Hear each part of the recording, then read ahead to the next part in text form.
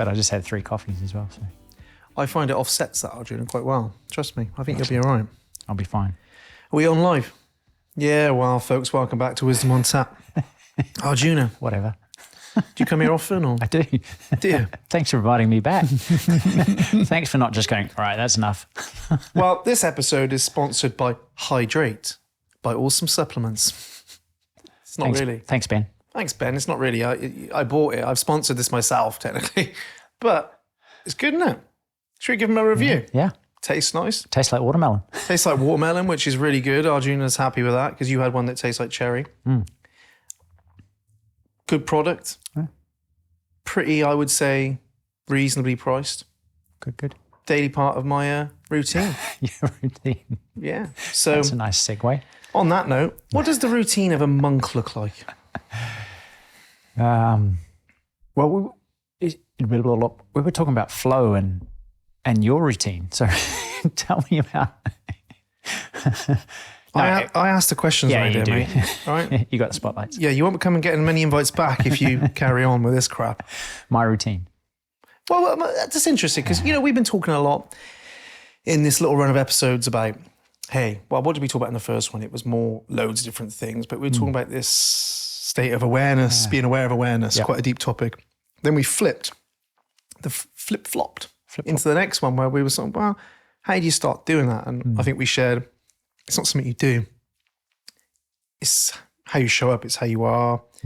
And then we broke down loads of different things around goals and chasing, but mainly like, you've got to commit to like, I'm going to be this. Like you're going to get a different experience doing 10-minute guided meditation over actually just because you've been told you should, as to someone who's like, no, I'm just going to commit to this as building a solid foundation of who I am.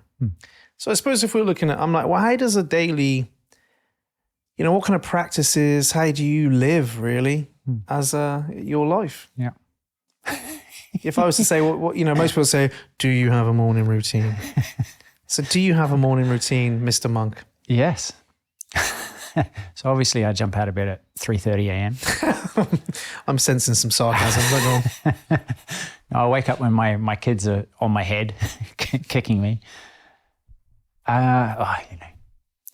So what's a daily staple? Do you really want to know the bits and bobs? Yeah. I want to know what's a daily staple. We're going to talk about lots of things, but I want to know what a daily staple well, is. You must be ascending daily. Yeah. Oh, absolutely. Yeah. I mean, eyes closed used to be a lot more than it is today being a parent. So a big chunk of my morning was, I could spend an hour with my eyes closed because I do in charge of my own schedule. But now it's, getting breakfast, packing bags, getting to school, all that stuff. So it comes later. But it's still an important part. Yeah. So you're ascending. How many hours a day are you ascending? An ascension, should we say, is a meditation practice for... Yeah. An hour at least. Eyes shut. Okay. When? But probably I get about 15 minutes before I start work. 20, 30 minutes when just as the kids are going to sleep. So I ascend while they're messing around. And then I talk about routine. I've got this thing called a chi machine, which I love. Basically, you put your feet on it and it shakes you. Right. A chi machine. Chi machine. For the energy? Yeah. Where do you get that from? eBay. eBay? Do people still shop on eBay? If I see someone on eBay, I'm like, oh, fucking hell, I can't trust that. Is eBay a thing? Well, it was when I bought it, yeah. When did you buy it? 10 years ago. Yeah. Anyway. Does that come in your monk starter pack? A chi machine? Yeah, well, my Ascension teacher has one, so that's why I bought it. Go on then. So tell me, what does a chi machine do? Well, I think it just helps me, it just gives the body a real good shake. And when it finishes, it's almost like you got bubbles trickling up your body. Like every heartbeat, every breath is another burst of bubble for a little while. It's supposed to oxygenate your cells. Yeah, I can see that. Yeah, it's like vibration. Yeah. If I've been running too hard, then it shakes it all loose. Tell me, what does that look like? I've got a vision in my head of you flat shaking. On my back, and feet just on the machine, and it just sets up a nice little wiggle. Can you do that again? Nice little wiggle. If you've been to India, you'll know the head wiggle that you get. You look like you should be sat on the parcel shelf of someone's car then. Oh. Yeah, it's exactly that. So anyway, I get 20 minutes ascending there too. So you get 15 in the morning before work, 20. Well, good when half hour, yeah. Yeah, half hour. 20-ish when the kids are going to bed, and then maybe Another 20. another 20. Yeah. Nice. And then whatever happens before I go to sleep, finally unconscious. Hey, here's a good question a lot of people ask. Yeah, I think it's just people are probably thinking, God, do I have to meditate an hour a day with my eyes closed to get results? Results? Nope. But it seems to be, an hour seems to be a pretty good number. I mean, if you get that much, I mean, do an hour of that any day.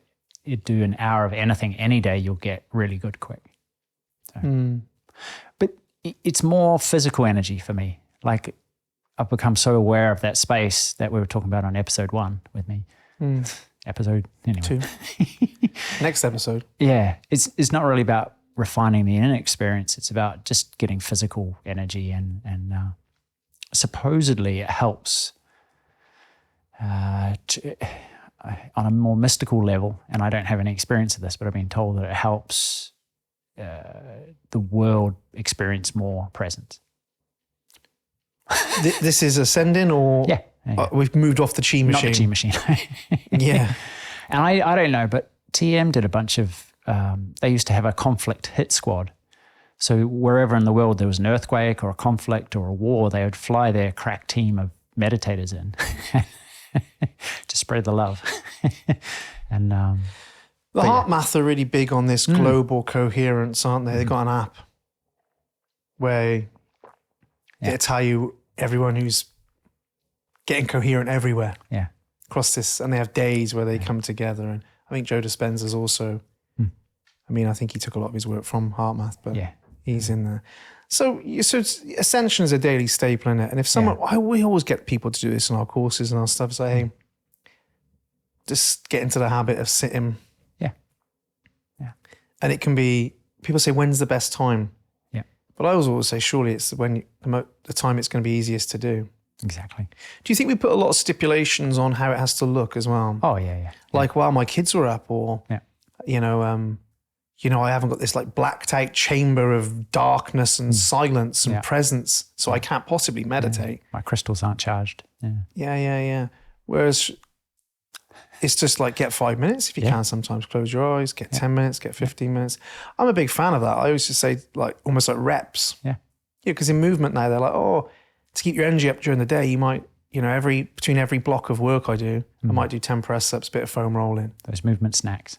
Yeah, little movement snacks, but you're like little mind snacks. Yeah. And especially if you've got a phone call you're not looking forward to, booking flights, who likes to book flights, anything you don't want to do, then a little bit beforehand can help you during.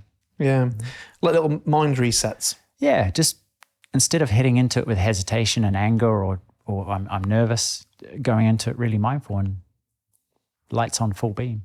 So. Yeah, I noticed like I segment my days up a lot. So on Mondays, I generally do a lot of like creative stuff. I've got nothing else on that day. I have a meeting with Amber. Yeah. I check in with a team and I'm like, right, it's like creative day. I write a lot, map things out, and there's a good chunk of time where I'm doing that. Tuesday is the same. Wednesday is off. I thought you were going to say Wednesday was the same. No, Wednesday's off with the kids. Thursday is very much, I pick up the odd little call here and there that I need to do.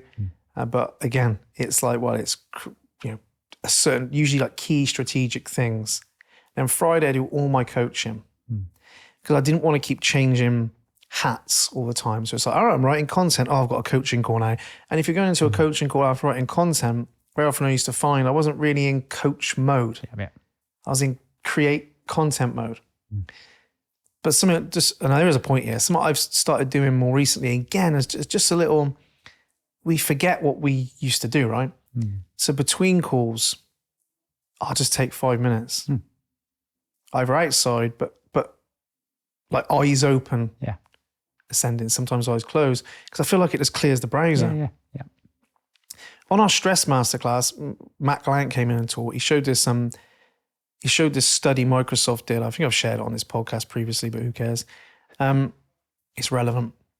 And it's Microsoft imaging people's brains in back-to-back meetings. Huh.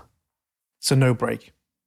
So it's, Zoom meeting, Zoom meeting, which is what most people are doing you speak to people like I speak to in corporate, jobs, and they're just like, fucking meetings. Everyone's fed up of it, but they still have them. Oh, another meeting. It's like, we're all fed up of the meetings, but we're all still playing the game of having the meetings. So like, it doesn't change. But he showed back to back and how the brain was becoming so activated in certain parts. Stress was elevating, high beta brainwave patterns, not just normal, but and it was almost like the brain was looking like not so healthy, and it was not conducive to a good state. And then they did the same imaging, but when they had a 5-minute break between each meeting, and the activity in their brain so much lower from that 5 minutes. Yeah. So then I started thinking, that's just our day. Yeah. People like drop kids off, go to work, pick kids up. That's there's not a lot of white space in our calendar, is there? No. It's like everything's accounted for. Go home, cook dinner, Yeah. And then we wonder why we're fucking stressed out of our box. Yeah. It's because the activity, but 5 minutes. Yeah. So that is what I think when you're about mind snacks, what a great way for someone to get into, because they think they've got to go sit on a hill somewhere and turn into you. Yeah. But just the mind snack element, just for that, the effect that has on the brain is incredible. Yeah. Would you say that's long enough to get a sense of the awareness of the awareness of the awareness of the awareness? To be aware of that? Yeah, possibly. It depends on the person. It depends how stressed they were beforehand. Depends how exhausted they were beforehand. But yeah, possibly. Yeah. Oh, brilliant. So ascension's a big part of breaking your day up. Mm-hmm. Tell me about eyes open. Well, it is just being, in essence, it's being in the same place as your body, realizing when you're stuck in those loops that aren't helpful. So mental, emotional loops. And having a very effective tool to get out. So really just meeting the need of the moment rather than bring this filter of all the internal dialogue. And ascension is built around attitudes, right? Which for most people we might consider mantras. Yep. So you could say the mantra was, I am the man.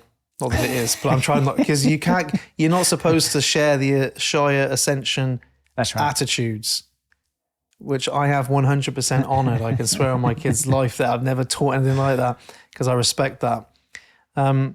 So let's just say it is I am the man, which would be a terrible mantra, really, I believe. Yeah. But say if I was sat here now and I was like, right, I need to eyes open, get present, I would literally just say that in my head, wouldn't I? Yep. In a way, and it would tune me in to now. To now, yeah.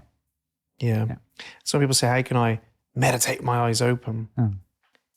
Oh, it's exactly the same. Yeah. As eyes shut, really, isn't it? Yeah. And a flow state, you're immersing yourself in the moment. So you're not separating yourself out. You're just detaching from you're actually removing yourself from the part of you that means that you're lost to the moment, which is your mind, which is thinking about it rather than tasting it, feeling it. I also like the word, I've shared it, thinking. Yeah. I love that. Yeah. Think like that of Sadhguru, the style of his meditation. It might have been Ram Dass. Where it's just like, I pay attention. I'm like, thinking. And it seems like a pattern interrupt. Yeah. Oh, thinking. Yeah. If it's something I don't want to be thinking about. Yeah. If I'm listening to you and I'm thinking, wow, something nice, God, that chicken and bacon pasta seems to be sitting on my stomach. Yeah. I'm like, thinking. Back here. Yeah. So people can use eyes open and eyes closed. I think you have to. Really? You don't have to do anything, but if you're interested in avoiding suffering and having a good life, I think it's about showing up for it. That's when the greatest chance of you showing up in your best way is. You can't think your way through life. Well, you can. People do, but you get lost. you get lost. You're eating the menu, not the meal.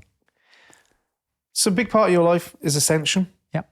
But as a monk, there must be other parts of what you have, how you look after yourself. Yeah. Yeah. I'm just intrigued. What is it now? Because, we haven't spoken to each other we don't speak about practices and stuff like that. No. But obviously ascension is a key, what I would call a foundational key brick of your life. I always use that key brick analogy. My dad was building a fireplace in my old cottage. And I was like, Dad, how does that kind of that arch stay there? And he was like, well, it's I think he said key brick, yeah. Keystone. The key brick, the keystone in the middle holds it all together. And he explained it to me. And I'm like, oh shit, I wish I was that cool. Yeah. Be able to do that. But I think everyone has a keystone that they've got to lean on. It's an anchor. Yeah. Is that ascension practice for you? Yeah, definitely. Cool. Yep. But for some people, it's the gym. Yeah. It's like, man, when I hit the gym, everything ties together. When I'm out running, all that stuff. So my question, I suppose, is if that's the ascension is the keystone, what's the outside stones? What's the next stone in line that you go, that's quite key to the way I like to live my life? I think having things that mean I get outside. So things are adventurous things, like going running in the fells or kayaking down the river. Because you were an outdoor Indiana Jones back in the day. Indiana Jones with a whip. What a fucking cool bloke Indiana Jones was, though. Harrison Ford, you see pictures of him as a young man. Yeah. Dude, Mark. Dude. I mean, not only Han Solo, but All the cool people. And handsome and trendy.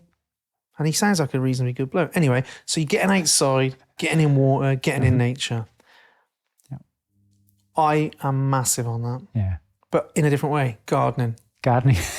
Manual labour. Yeah. Just moving. I spent the week, the Sunday, I painted a big long wall down the side of my house. I was just painting a wall. And do you know what? It's just so good for me. Just to be holding things, like just building something or just doing something. That's a huge part of my own practice of, I know people probably wouldn't expect to hear that, would they? They're like, gosh, well, you should have like some, where's your ice bath? We take the mick out of that all the time. But I mean, I do practice the cold therapy work, but just being out in the garden, like planting veg, all that kind of stuff, mowing the lawn. Like, I love that shit. Yeah. It's good for me. Yeah. Get my hands dirty. See, I don't.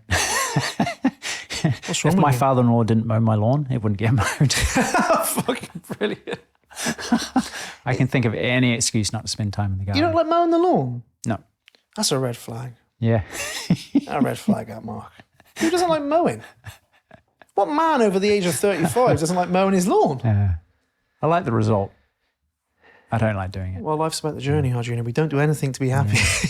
It's true. So, yeah, I'm a big fan of nature. And we don't get out in nature enough, do we? No. We're in very sterile worlds. Very, God, I need to sit myself up. Hang on. We're in very sterile, inside a lot. Yeah. From box to car to box. Yeah. The gym. Yeah, true. Yeah.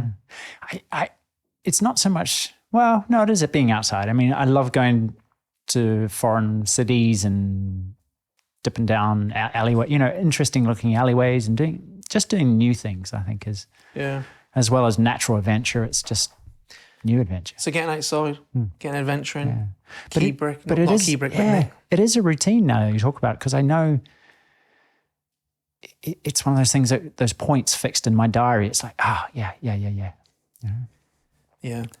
I was doing some work inside one of Jesse Itzler's communities. Love Jesse Itzler. Yeah. And they're very big on, got the big calendar, huge calendar you can buy. Very big on like, plan your year. Yeah. Fill your calendar with good shit. And just do it when it says. Yeah. And that is actually really effective. We spoke about it before. But like we walked up Penny Fan as a group. There's a handful of our community, our members, and it was brilliant. Yeah. And so I think sometimes people like to put a fair bit of effort to get down there. And it was it's not an easy walk up Penny Fan down towards the fan dance route we did, then back up Jacob's Ladder. It's quite a trek, like. Yeah. It's not easy. Some fair steep incline on it.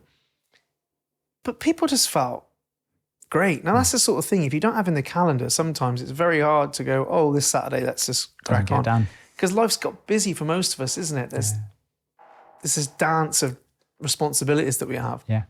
So I think calendaring in good shit throughout the year And each day, I think. Yeah, each day. You know, yeah. Of course, it's smaller stuff, isn't it? Yeah, you're not going to walk up Penny Fan every day, unless you live down there. Yeah. You might. Yeah, but so if we're saying, well, Ascension holds it together, and then you love to make sure you've got some novelty, really. Yeah. And some outside time, and that's where you probably exercise outside, you're running, that ticks a few boxes. If I was to put another brick the other side of... Well, it'd probably be the movement, exercise. Yeah. Feeling light, strong, flexible, just feeling good in my body. So, do you think that complements Ascension? I don't know.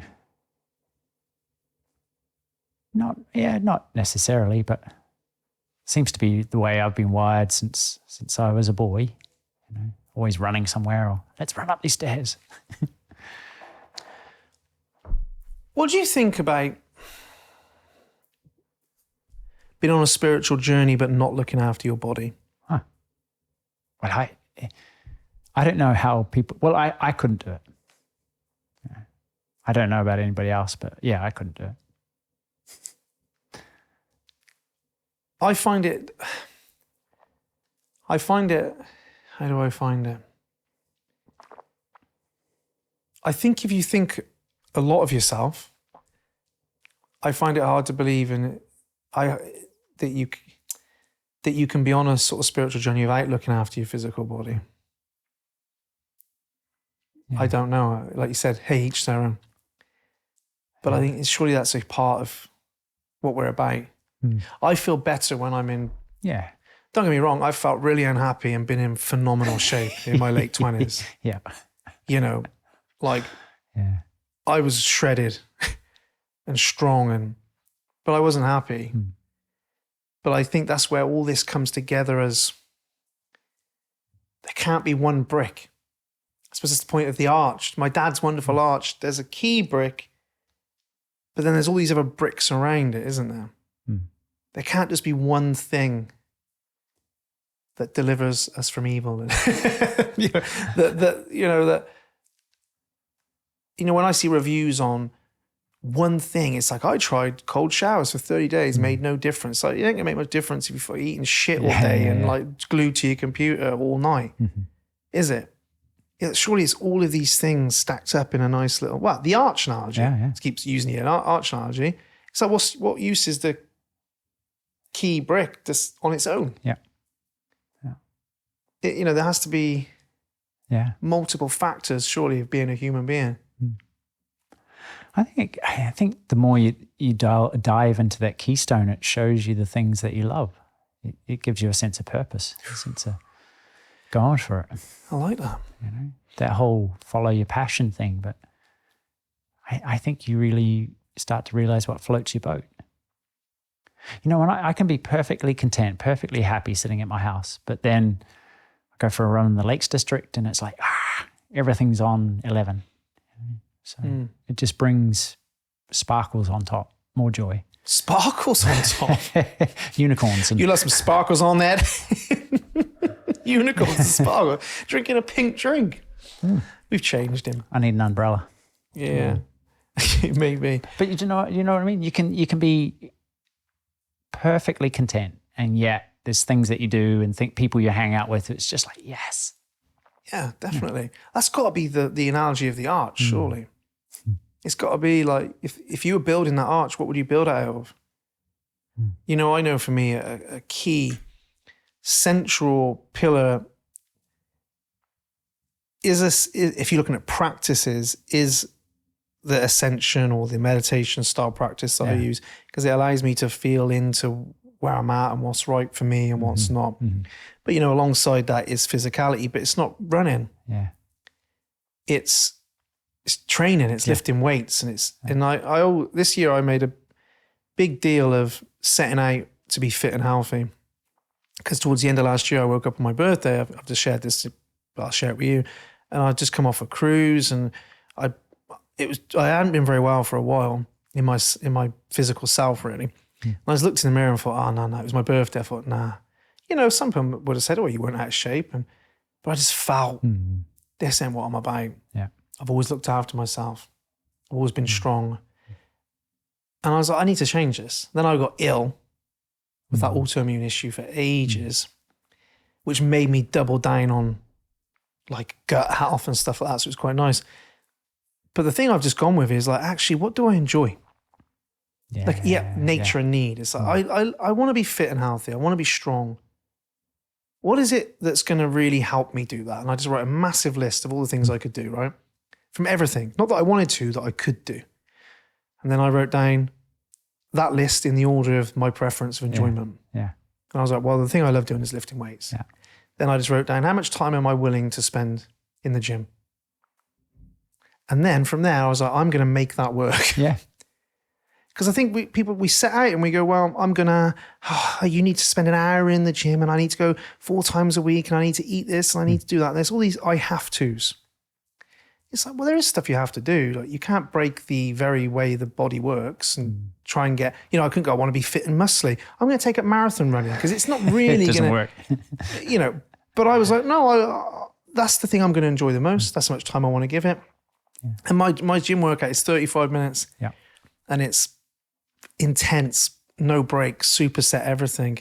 And I have a challenge to get like 20 plus sets done in 30 minutes. Yeah. Now, I'm sure there's people listening to this, strength experts, going, that's not exactly the optimal, but I know that drives my focus and I love going. And then I tag a sauna on the end in the spa, which rewards me for that.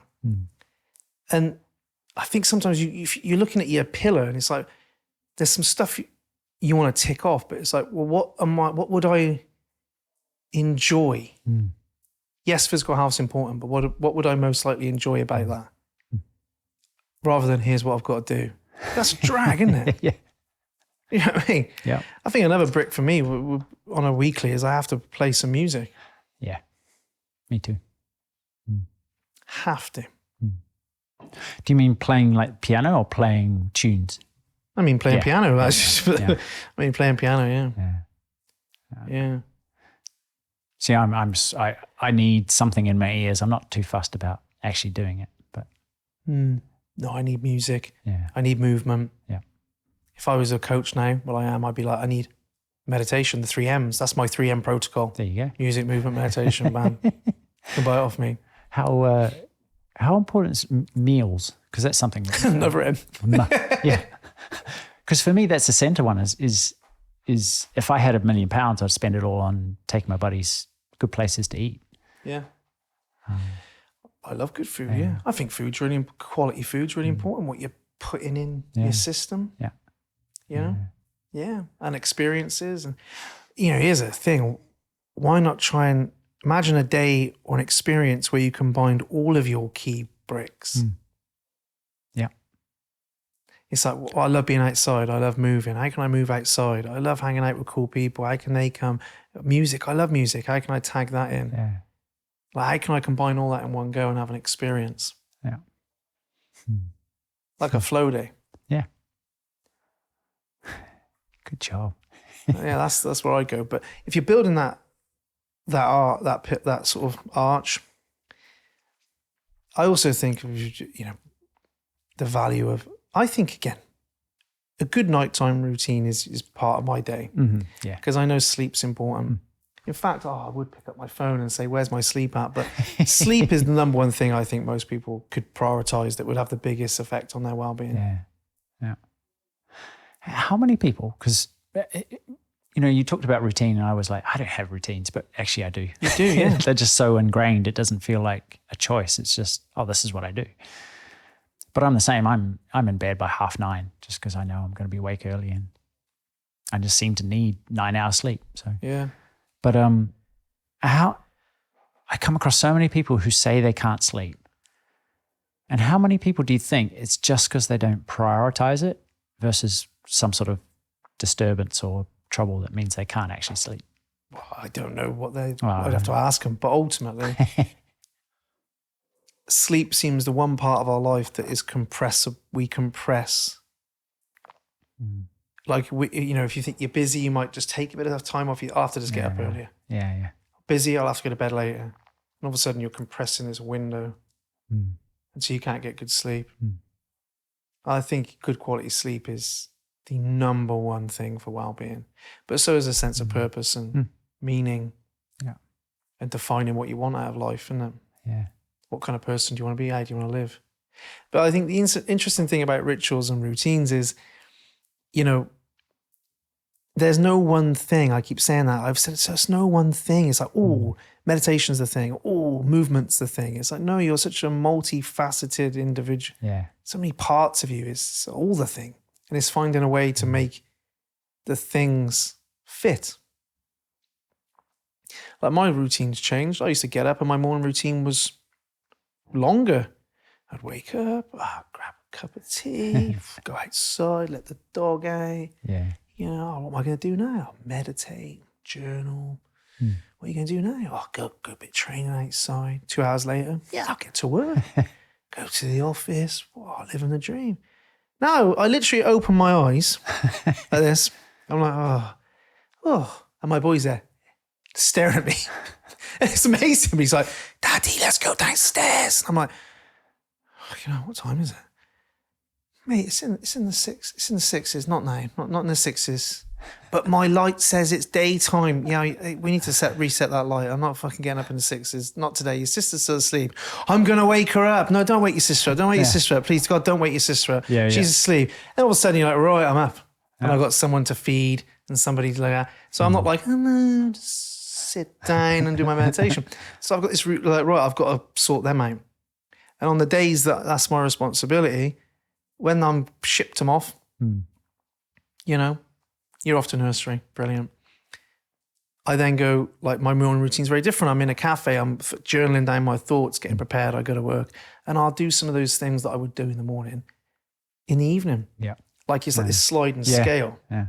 They sort of get, okay, I'll just do that in the evening. There's nothing particularly magical about the morning. But some mornings, like, hey, it's all done. I wake up and it's like, great, I'm going to meditate in bed. I'm going to do a bit of job. I'm going to get off because it's different. But I think sometimes we're trying to ram these square pegs in these round holes where it's like, I've got this specific routine I have to do. And we're not going to, you said in one of the episodes, you don't just go force yourself down the busy street. You meander. Yeah. Routines have got to be the same. You got to be flexible, don't you? Yeah, it's like you got to work with what you've got in front of you, haven't you? Yeah. But if you know your bricks, it's a case of just moving them around. If you know your anchor, always prioritize that. Yeah. How do you think? Because I know I said, maybe. Do you think it's just for people to find out what their bricks are? It's just a matter of them paying attention, doing a bit of journaling, asking different questions of themselves? I think think people just know? I honestly think one of the key signs to your keys is to pay attention. I think one of the big keys for most people is some kind of hobby. Yeah. It becomes all routines and science, doesn't it? We can all be Andrew Huberman and say that we need 17 minutes of sunlight, in the morning, and we need the optimal time to meditate is 10 minutes, 44 seconds, and the optimal amount of water to drink is, 3 liters, and the optimal amount of sleep. We can all play that. Let's play the science game, and there's all these optimal things. But I don't know, like what sometimes, like, man, what lights you up? That's got to be good for you. There's so many people out there performing incredibly at life who've just lent into the things that give them enjoyment, the things they enjoy, the hobbies they have, the people they like spending time with. I can't imagine they're saying, well, actually, I've heard that, the optimal amount or the optimal routine is this. They're like building a life out of things that make them feel good. I'm not saying can all that off. It's got its place. I'm a big proponent. Yeah. Yeah. Sounds good. I'm somebody who champions that stuff. Go do it, but not at the expense of turning into a fucking robot. Yeah. And the whole thing about coffee not working first thing in the morning because you're a certain ingredient in your body wasn't online, and yet me chugging some water and then getting a cup of coffee, it's like, oh, this is so good. Yeah, water then coffee. Yeah. I'm always like that. Yeah. Well, because I'm parched. Yeah, but I always hydrate before I have a coffee. Yeah. I just feel better for it. But I think instinctively we know. Yeah. So this feels good. That is something that I love eating, but I don't like how I feel when I eat too much. It just tells you, doesn't it? Yeah, you just go, oh, and And we said something beforehand about it just being clearer what feels right, what's good. And I think that's probably answering my own question. If you feel into it, you know what you need to do in any given moment. Yeah. Maybe. I know that what's really effective from coaching people as well is a solid nighttime routine. And I think it's easier for people to do. People, in the morning, you've got somewhere to go. At night, you're generally right, I'm going to bed. Well, you've kind of got nowhere to go at that point. Yeah. You've got nothing more you could possibly, you don't have to go drop somebody off, go to bed. Yeah. Well, that then becomes super important. I think most people's morning routine should be like, how do I just get organized, get out effectively? Maybe a tiny bit for yourself. Most people's nighttime routines could be a bit longer. And that's when a lot of stuff that we talk about, ascension can come in, like you're talking about, like journaling can come in, because it's a nice time to do it. Yeah. Yeah, you're right. I know the enemy for me of that is my phone. If I pick it up and flick on Instagram, it's like all over. And I love Instagram, but I love what I do to sleep much better. Does that make sense? Well, I always remember you came on last time when you were like, you can come for dinner tonight. I was like, brilliant. Yeah. Maybe at 6. Fucking hell, all right, Mum. What are we eating at 6 for? Ben's the same. Ben, come have dinner at our place. What time are we eating? For 6. Yeah. Like, who eats at 6? I thought that was made up in the films. Who eats at 6? Do you eat what time do you eat as a family? Oh, they're up north. What time do you have supper though? 9 o'clock at night, they have a full-blown supper at the table. Yeah. I eat at 9:30. Wow. And everyone's like, oh, that's going to crush your sleep. Yeah. Hasn't crushed mine. Yeah. But you get up and go for a walk after that, don't you? Yeah. Yeah. I'm a late, like, I like to do shit late. Yeah. If you said to me, Si, you can, like, in the ideal world, you know, I would like to wake up later and go to bed later. Yeah. As late as you can. Roaming the hills under the moon. I love that. There's a full moon the other night. It was a summer solstice, wasn't it? It was belting, a clear sky. I was like, I'm up them hills, mate. That is me. I love that. Unfortunately, there was other people up there because it's the moon, you know, on my hills. Yeah. But that kind of thing is just great for me. Anything was deactivating your nervous system at night is good anyway. Anything that ramps it up in the morning, I think is good. Do you know what I mean? But I'm like, key brick-wise, I'm like, wow, boom, find your key, find your anchor. And I always find in coaching, people have got this, if you can highlight what their anchor is, everything builds, everything stems from that. And then it's filling in the pieces around it that you know is going to be good for somebody. And I think that's hobbies. But I've always think other people and connection. Yeah. I'm kind of too, I love, and my wife will attest to this, I love people, but I love just getting out, just running, just being solo. Solitude. Yeah. And so she gets the brunt of that with the family.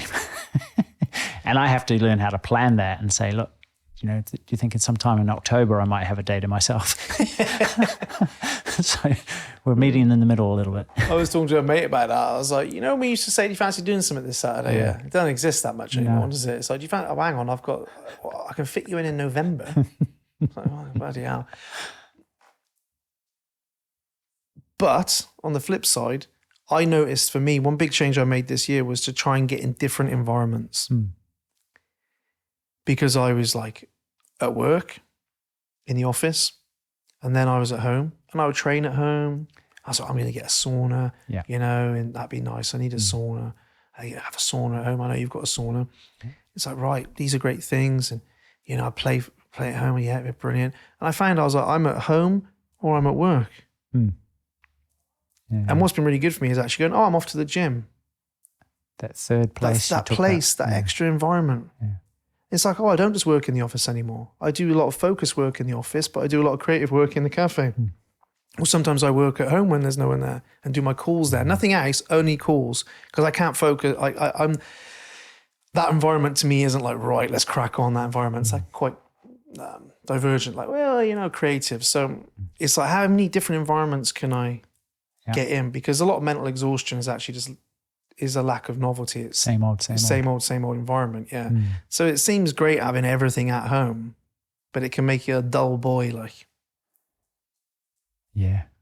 Yeah. So different environments have been useful. But one of my favorite environments is the pub. Yeah. Yeah. I flipping love the pub. Yeah. I love Before talking. kids, I used to just grab my book and go down and read. I might have a pint or maybe not, but it's just so nice to sit with other people and read my book. I hope you bought something while you're in there. I'd be going, excuse me, mate, it's not flipping a library in here. Like, you bring your own book. We got to buy something. Yeah. Sparkling water. No, I do. I love it. I love meeting different people. I love having different chats. I love having chats actually sometimes that are just about not much at all. Just random. Yeah, just about the football and shit. I love that. Passing the time of day. Yeah, enjoying a alcoholic beverage. Do you know, one of the questions, like an icebreaker with the course, I ask them is what do you love? Tell us what you love. And people always say, I like. Well, it's quite nice to, do you know that it's about one person in 100 say, I love doing this. I think. What do you love? Me, I love being in nature. I love kayaking. I love that mastery through challenging things, especially physical challenges. Yeah. I love hanging out with interesting people, fascinating people, alive people. For people off camera, he pointed at me. Yeah, I did. I love that. Yeah, I love food. I love sharing food with good people. I feel like on an episode of Anchorman. You said that. I love lamb. You seen that? You haven't seen it? I have seen it. I can't remember. Brick, are you just looking at things in the room and saying you love them? Her hair smells of cinnamon. No, lost on all of you, isn't it? Yep. Yeah. So you love all that. What do you love, Mark? Drumming. Well, that's obvious. Yeah. I love music.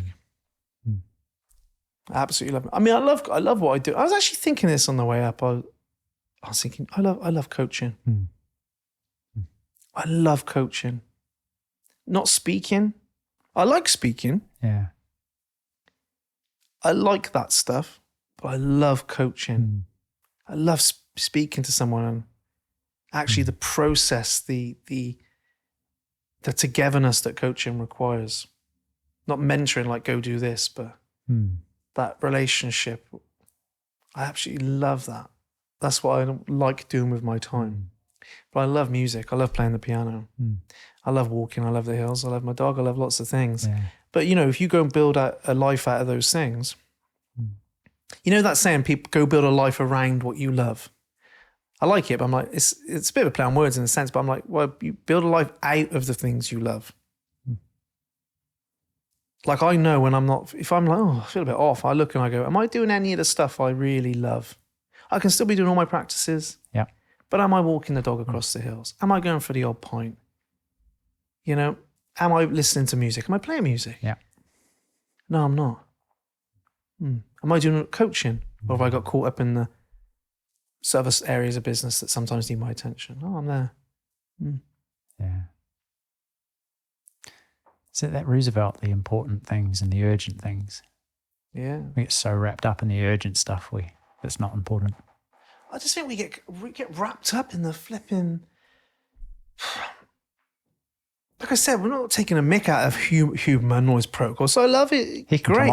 I love all that stuff. Come on, Huberman, get on here. I love it. But I love all that stuff. I am a geek. Yeah, I'm obsessed with all that stuff. You know that about me. Yeah. I love all that stuff.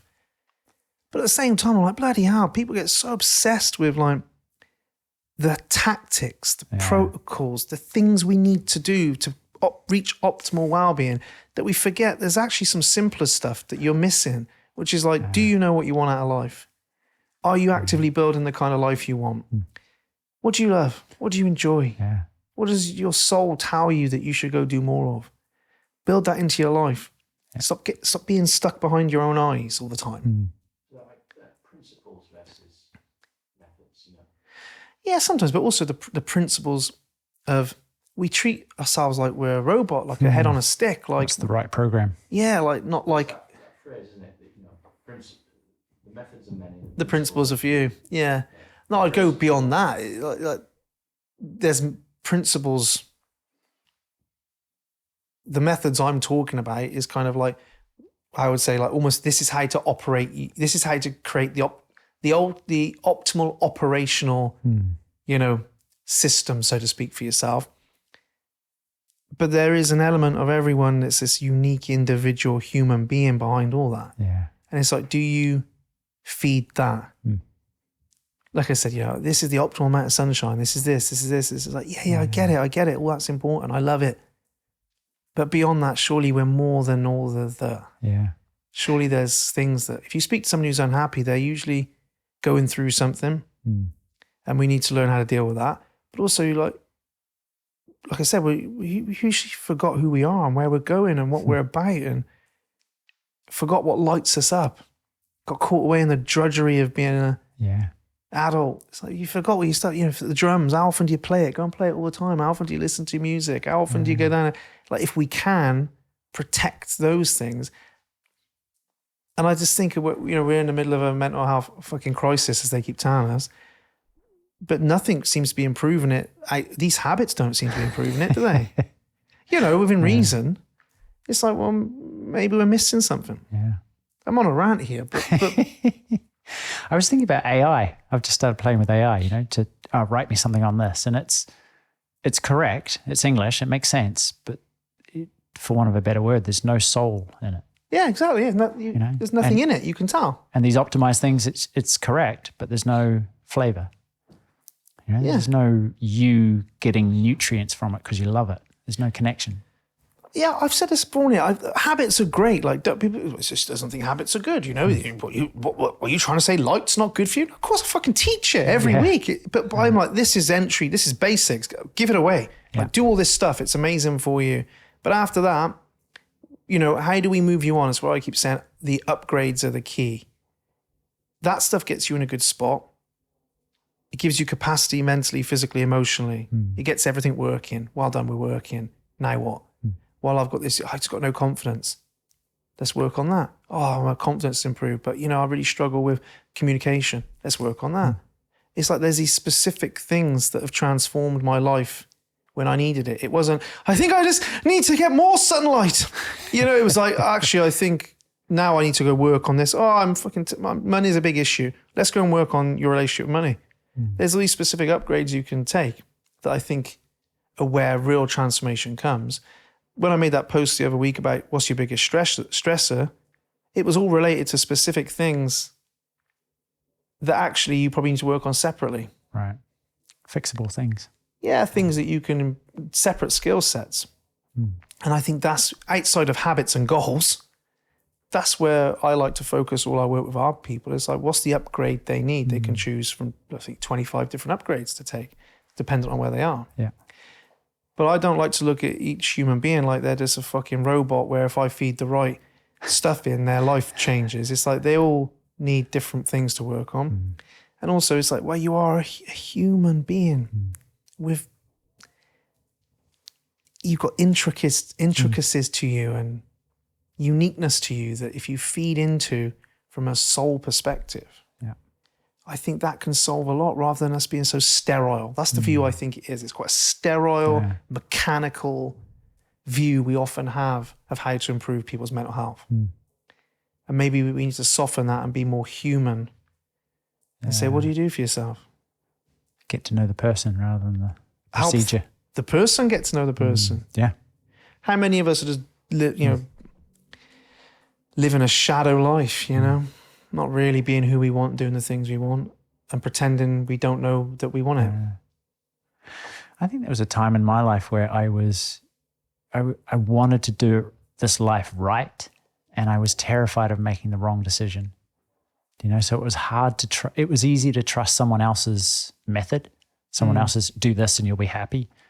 And it was a lot harder to trust the fact that, for example, I spent back in the dark ages as a vegan, when vegan, no one knew what that was.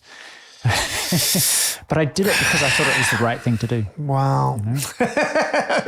Not sure I can talk to you about that. Anyway, but the lesson was I would, my body was crazy. I'd walk past a barbecue and just be like, those cartoons when you're dragged along by the scent. And there was obvious a need in my body, but my brain was going, no, that's not part of the program. I can't trust that because this is not the way we do it. And that's an extreme example, but just that sense of rightness that can change.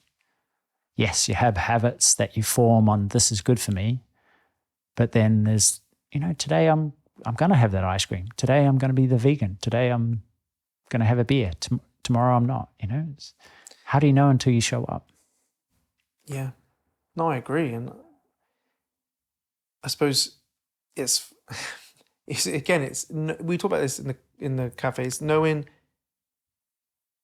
it's feeling in to your own intuition.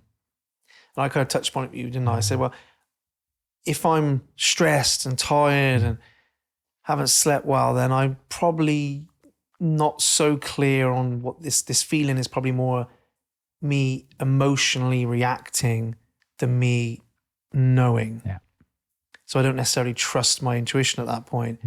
I might want to sit down and meditate for 20 minutes and go, okay, what do I feel that's going to help? And I suppose that's the key in that as well, isn't it? If you're just like, I want that ice cream, why? I sod it. I want that beer. I'm even having 5. Yeah. It's like, didn't you say, no, it's what I need. It's like, is it what I need, or am I actually caught up in my emotions? It's finding that what feels right beyond what you're feeling. It's fucking hell. You know what I'm saying? Well, exercise is a key one for me because I know I wake up in the morning, water, coffee, and then head and have a stretch. And even if I don't feel like it, I know once I start moving, I'll get the true indicator of whether I'm into it or this is a case to rest. Yeah. Yeah. As opposed to going, no, I don't feel like it, giving it a try and then going, no, actually it's not right for me today. We are in that era, though, of constant metrics and measuring. I mean, I've got my Oura Ring on. It's going to ding, ding and tell me, like, you slept like a bag of shit last night. And people get caught up in the stats and the data. And it's like, oh, I am big on stats, big on data. But I know that swinging too far to that side takes out, is not useful for me. No. I've had people who are quite happy and quite great until they start measuring the fact they're not on their flipping smart device. The phone says I'm not. Yeah, phone says I'm terrible. So how do you feel? I feel good. And then the numbers start stressing them out. And that's the same with routines. It's like, here's my routines. I've got to tick all these habits off every day because that's what keeps me happy. It's like, it doesn't sound like it keeps you happy. It sounds like it causes you stress. A prison sentence. Yeah, you're a prison of your habits. Yeah. And it's known how to skillfully stack those up, isn't it? In ways that work for you. I believe. So, mate, we're going to have to wrap it up. It's been 52 minutes.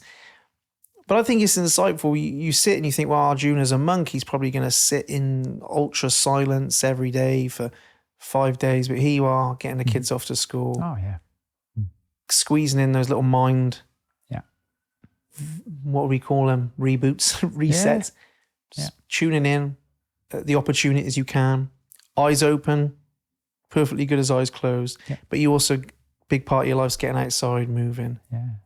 But it is, like we talked about last time, the priority for me is freedom, spiritual freedom, physical freedom, knowing when I'm getting my own way, all of that stuff. So everything I do is centered around that.